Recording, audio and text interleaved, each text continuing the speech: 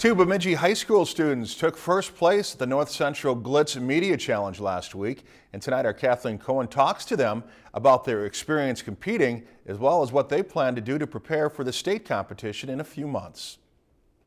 It's not every day that high school students have to meet deadlines, such as completing a project that normally takes about 1 week in just 3 hours. The deadline put a lot of pressure on us.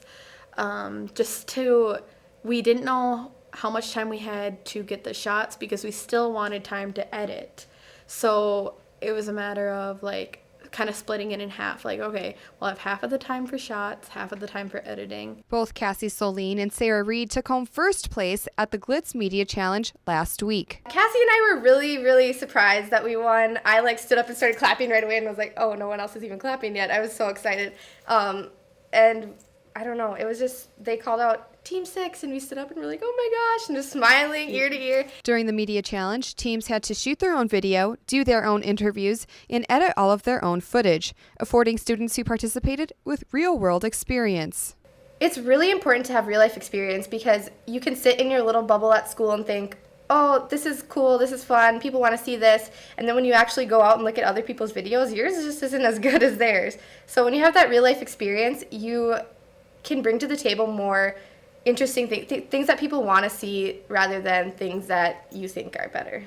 In our video class, we can make a feature and we have, almost a week to do it. So I learned how to make a video in a certain amount of time, and I learned how to work with what you're given. The girls are going to do everything that they can to prepare for the state competition in a few months. Since we're competing against a lot of bigger schools who have nicer video programs and things like that, we're just trying to represent Bemidji in a positive way and try to kick our butt there and do the best that we can and prove that little schools can do as good as big schools. Our goal is to at least, just do our best. I think that we need, from what we learned from the first competition, is we need to plan out our time better and we need to go faster at it. The girls plan to continue making videos under deadline to prepare for the competition in April and say it's an experience that they will take with them whether they win or they lose.